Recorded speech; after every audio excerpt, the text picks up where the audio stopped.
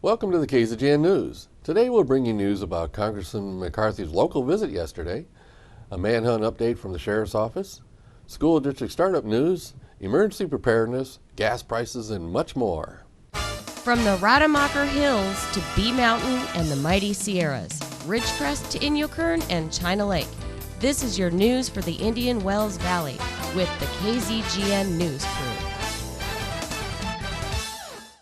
Thanks for joining us for the news. I'm Tom Wicknick. Here's news affecting Ridgecrest in the Indian Wells Valley. Yesterday at noon, we attended the Chamber of Commerce luncheon.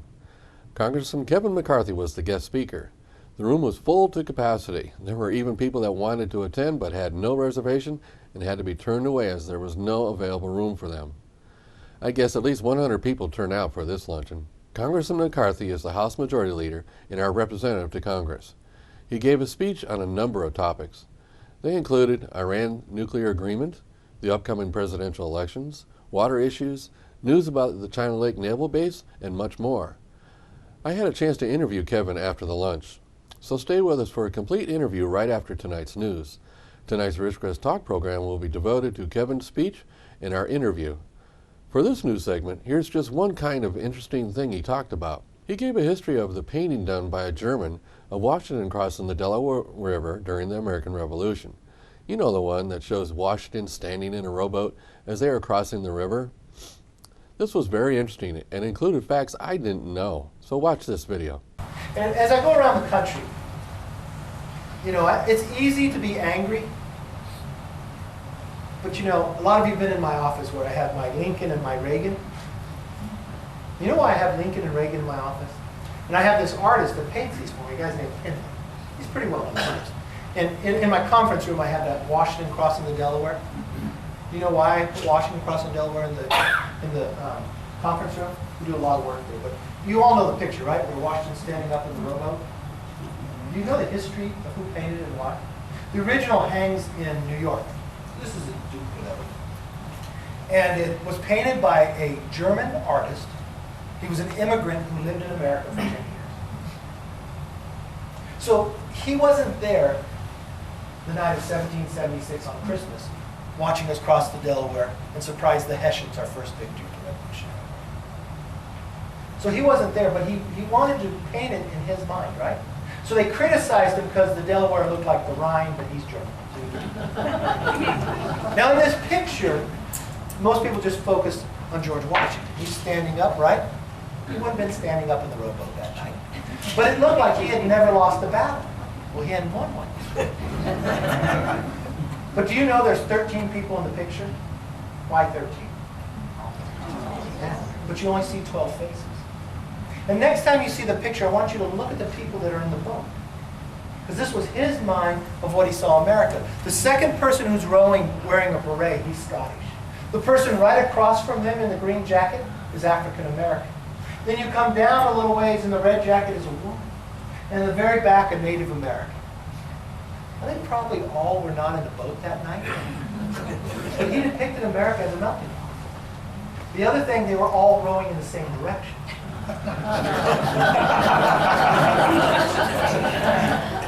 But the second to the last person, he has his hand across his face. That's the hand of the 13th person that you do not see. And what the artist wanted to depict to everybody, here are these people. America's a melting pot.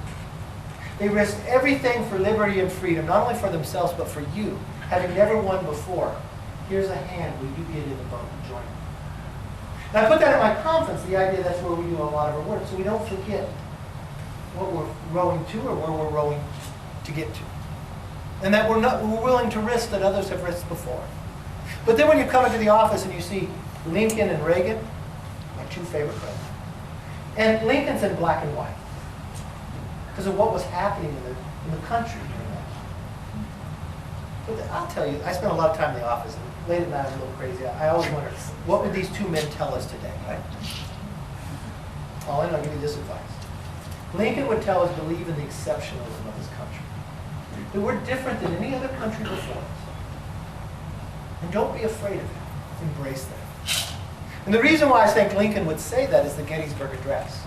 You know it, 7 years ago. But you ever listen to the other words? He wasn't even the main speaker. that our forefathers brought forth a new nation, conceived in liberty and dedicated the proposition that all men are created equal. He goes on to say, but government of the people, by the people, for the people, shall not perish. He says, if we fail, government of the people, by the people, for the people, shall not perish from earth. He did not say, if we fail, don't worry, France or England would pick up the torch, because they're not conceived in liberty and dedicated the proposition that all men. We are different than every other country before us. And you know when that hit home? It wasn't when an American brought it up to me, but it was a leader of another country. So there you have history of this painting I bet many of you didn't know. Another thing he brought up was about the importance of China Lake.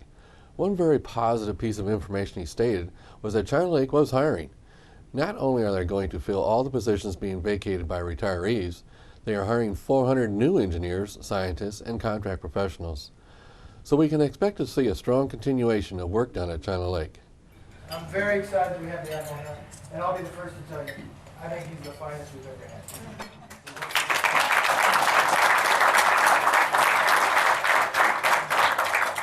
And I think he and Scott O'Neill have really set up looking at the base from the thought about what does the world look like 25, 30 years. And are we going to be prepared to be able to deal with it? And are we putting Ridgecrest and the base, including Point Mugu, in the right position to do the job that they're meant to do, to protect us around the world? And I will say the threats I see around the world, like we've heard so many times before, you can't duplicate what we have here. And when I see that the rest of the military seeing that, we're going to have 400 more people working at that base this year. That's going beyond attrition. That's 400 new people into the community. So when you're talking about housing, you're talking about education, talking about the others, these are things we've always talked about. And I see that we're pivotal in the right place. There's a few things that Eric mentioned about that I work very closely on the base. Are we prepared for the other things that we have to do in the future as well? Cutting back. You know, we look at where drones are going and others. Can we utilize the base for that? Be the pivotal point around the nation?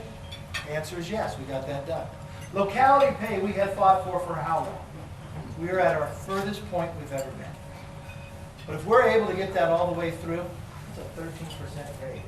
And we know we'll feel that around the community as well. Direct hire. One of the biggest problems we have, we've talked about it so many times before, the bathtub effect, right? We have all these bright minds on the base, but we've missed out, and now we've got to get these younger ones in to be able to be there. But it takes so long to hire within the federal government. But when we were able to direct and change direct hire, they've been able to make decisions very rapidly.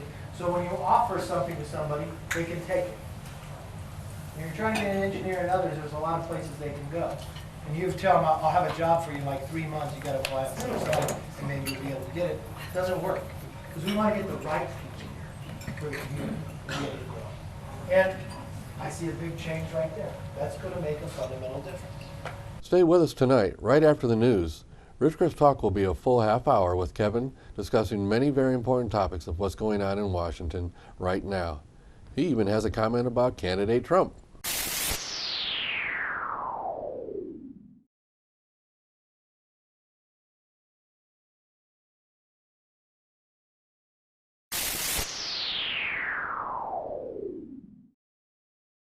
In an update from the Kern County Sheriff's Department about the reported manhunt for a person in the Kern River Valley, the manhunt is continuing. A quick recap of the story is that starting on Tuesday, July 28th, sheriff's deputies were called out for a possible kidnapping in the Kelso Valley. Upon arrival, deputies were challenged by a person that would not surrender. An officer-involved shooting occurred. The man shot at and hit 2 sheriff's deputies. Luckily, their injuries were not life-threatening. Somehow, the man fled the scene, and now there is an all-hands manhunt effort for this suspect. The suspect has taken off into the mountainous terrain in the Kern Valley area. They now believe the first crime is connected to the kidnapping last Tuesday and a murder of a dentist which occurred in the Jawbone Canyon area on July 30th. The Sheriff's Department has released a composite sketch of the suspect involved in the kidnapping which occurred in the Kelso Valley area on Tuesday, July 28th. The suspect is described as a white male, 30 to 35 years old, 5'8", 160 pounds, long brown hair, blue eyes, wearing a green bandana, corduroy hat, olive green shirt, and pants. He was described as being dirty in appearance with sun-weathered skin. Assisting agencies include police departments from Ridgecrest, Bakersfield, Los Angeles, Ventura, and California City. The Ridgecrest Police Department was requested to bring their armored vehicle to help search a specific area. Evidence recently gathered has linked the suspect to the Tuesday's kidnapping, killing of David Markowitz, shootout with deputies, home invasions, and theft. At this time, search teams are working a 4 to 5 mile area in the Kelso Valley area. If anyone sees a person matching the description of this suspect, they should immediately call the Sheriff's Office at 661-861-3110 or toll free at 1-800-861-3110. This suspect is considered armed and dangerous. Of course, for emergencies, dial 911. In city news, the city recently closed the comment period concerning the development of a new sewer facility. The city issued the notice in compliance with the California Environmental Quality Act that requires such notice when large projects are going to be built. The EIR process allows everyone to provide comment about the projects. The notice was advertised as two possible scenarios. The first alternative was for the construction of a 3.6 million gallon per day treatment facility at the current location on China Lake. The second alternative is to build the same plant, but it would be located in the city, off the base, out on Conley Road, close to the animal shelter. Both alternatives not only include the construction of the new facilities, but also include the operation and maintenance of the new facilities as well as the current sewer treatment facilities that would be kept as part of the overall project. The project includes the following: aeration basins, biosolid handling facilities, biosolid digestion, solids watering facilities, wastewater, percolation ponds, new treatment ponds, emergency power, and various operations buildings. The schedule now moves forward. The full draft EIR is scheduled for release in October, and the final EIR report should be released in January of 2016. So after the October release, the public will be able to provide comments. Ultimately, the city will have to approve the final EIR before construction is begun. In news from Sierra Sands School District, yesterday I had a chance to talk with Superintendent Ernie Bell. I asked him how preparations are going for the new school year. He said things are coming along just fine. They will be ready to start on schedule. He said their biggest problem this year has been filling all the open teacher positions. So far they have added 24 new teachers. They still have openings for possibly 6 more. The fields they still need to fill are in science and mathematics. Science includes all the science topics of chemistry, biology, earth and life science, plus an elementary grade teacher and a math teacher. He added that they are also still accepting applications in other admin areas and support positions. New teacher orientation starts tomorrow at the school district offices. You can get more information about all the positions on the Sierra Sands School District website. In a report from California Highway Patrol, they reported a terrible traffic accident last week on Garlock Road. The driver of a Mustang was headed westbound on Garlock Road and collided head-on with an 18-wheeler truck heading eastbound. The driver of the Mustang was ejected from the vehicle. Medical personnel pronounced him dead at the scene. The driver of the truck was transported to Ridgecrest Regional Hospital with moderate injuries. The actual cause is still under investigation. The CHP has, in the last year, stepped up enforcement of speed limits on Garlock Road. The county, over the last couple of years, stepped up their road repair program on this road and added side lane expansion that provides for a better margin of car drift before they actually leave the pavement. This upgrade has reduced accidents significantly on the road. However, the CHP says people are still speeding way too fast for the road. They remind everyone to slow down. The speed limit is 55 miles an hour. They will continue their effort of speed enforcement on Garlock Road. In news about California wildfires, did anyone notice the smell of fire in the valley yesterday? I know I did. Currently there are about 25 fires burning in California, and there are 2 fires burning just to the west of us around the Fresno area. Certain winds can bring smoke in from that fire. In other fires, evacuation orders have been given to 13,000 people in California as firefighters struggle to contain some wildfires. Some 9,000 firefighters worked throughout Monday in steep terrain and rugged conditions. Officials said the biggest blaze, the so-called Rocky Fire north of San Francisco, has already consumed more than 101 square miles of land. On Monday afternoon, the fire jumped a highway that had been containing it. More than 3,000 firefighters were employed to fight that specific blaze. By Tuesday afternoon, cooler weather helped make a buffer between the flames and the 5,500 homes they could destroy. No additional homes were destroyed on Tuesday, after 24 were burnt down the day before. If you're planning to travel to any forest area in California, the fire service suggests you call ahead and check to see if there are any ongoing fires that may affect your plans. Speaking of emergencies, as a result of a story we did last Monday, I was approached to put out more information as to emergency preparedness. One major item is to be ready with phone numbers in case of an emergency. Have you ever had something really important happen and you want to call someone real quick and you don't know their phone number? Did you then start running around in a panic trying to find a phone book, or go into a desperate search through your purse looking for a number, only to be very frustrated you couldn't find the number as quick as you'd like? I know I have. You should have an easily accessible, thorough phone number list in case of emergencies. The phone number list should apply to various emergencies. Emergencies such as weather, earthquakes, power or gas outages, crime emergencies such as home break-ins, fires, etc. You should have a phone number list in the home. Every person should have an easily found list of numbers to summon help.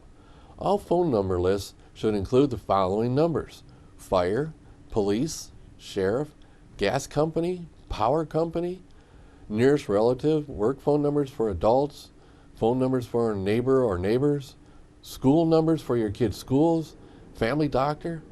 Tailor a list for your specific family, but make it as thorough as possible. It is also usable to give to an emergency aid provider so they can help you better in an emergency. If you're involved in an emergency and a care provider starts asking for someone to call, you can hand them a list of all your important phone numbers.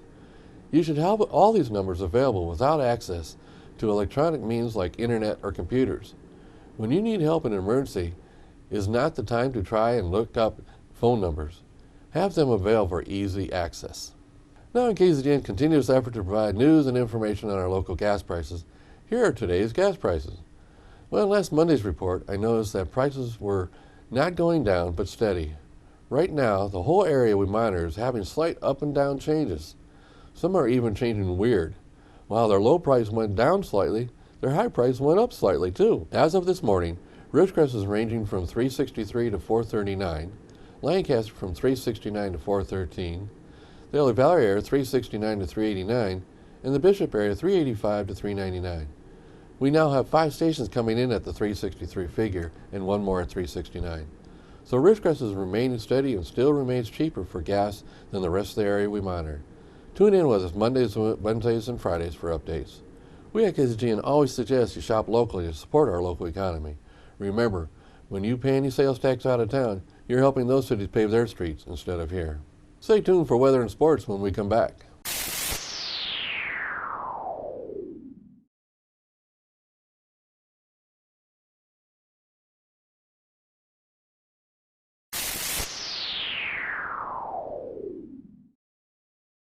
Thanks for staying with us. So go to Keith for the weather.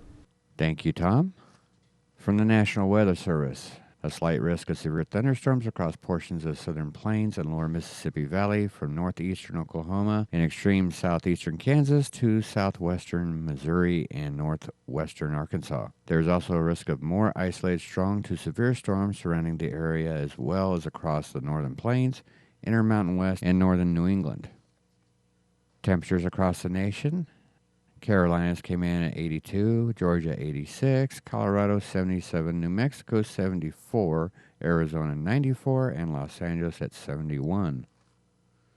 For our forecast here in the IWV, tonight mostly clear with a low around 73, south-southwest wind 10 to 15 miles per hour with gusts as high as 20.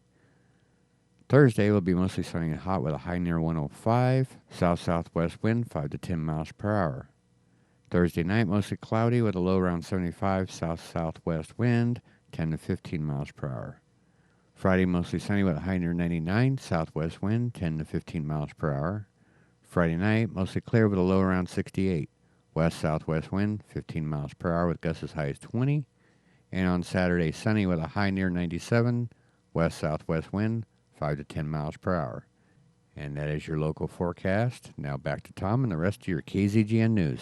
Thanks, Keith. Now Tom Heck with sports. And a very pleasant Wednesday afternoon to everyone. Let's start with a few notes. Former NFL great Mel Farr passed away. Mel Farr was Rookie of the Year back in 1967. Farr played for the Detroit Lions from 1967 to 1974. He had over 3,000 yards in his 7 professional seasons, and he was a 2-time Pro Bowl player. Mel Farr was 70 years old. Now, Mel Farr was a UCLA graduate, and he was an All-American, and actually was in the top 5 vote-getters for the coveted Heisman Trophy award his senior year. All right, another sad note in college baseball, 21-year-old Zach Farmer passed away yesterday. Zach Farmer got some notoriety during the Hall of Fame when Randy Johnson, who was honored, mentioned him and wished him very well.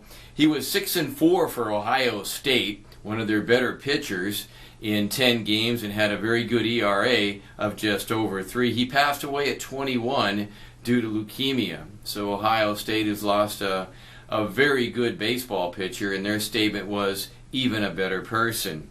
All right, Dave Dombrowski is out as a Detroit Tigers GM. He was there for 13 years. He guided the team to 6 postseason performances, took a bad team and made them good, also into 2 World Series.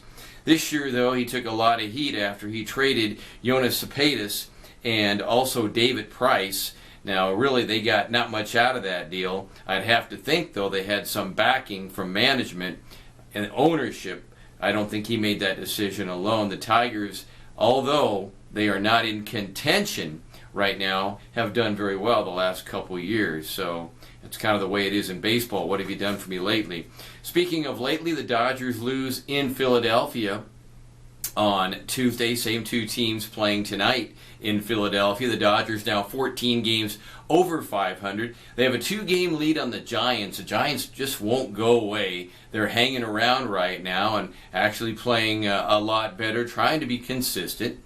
Also, Milwaukee beat San Diego. The Padres now are making a little run, but they're now 3 games under 500. Cincinnati beat St. Louis. The Cardinals' best record in baseball, 28 games over 500.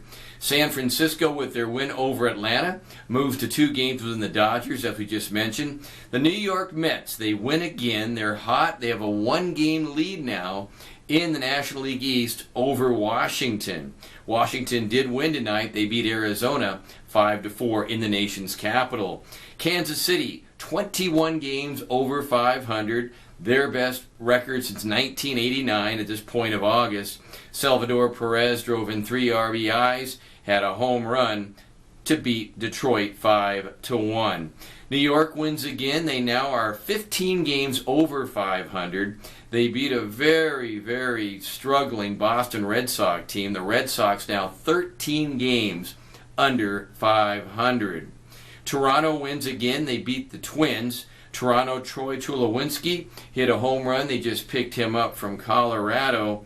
And the Houston Astros, boy, they just can't take, I guess, success, so to say. They had a 4-game lead over the Angels, and now with their loss to Texas, 2 games in a row they've lost to the Rangers now, they only have a 2-game lead. Now, Texas is playing good baseball. They are now back at the 500 mark. They haven't been there in an awful long time. So we still have some pennant races.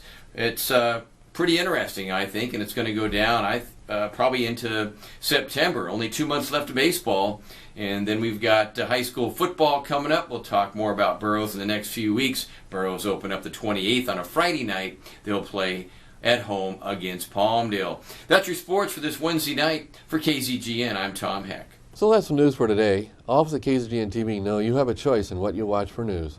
We all thank you for choosing KZGN-TV, Ridgecrest's only locally owned community TV station. And stay with us for Ridgecrest Talk, coming up next with our exclusive full half hour with Congressman McCarthy.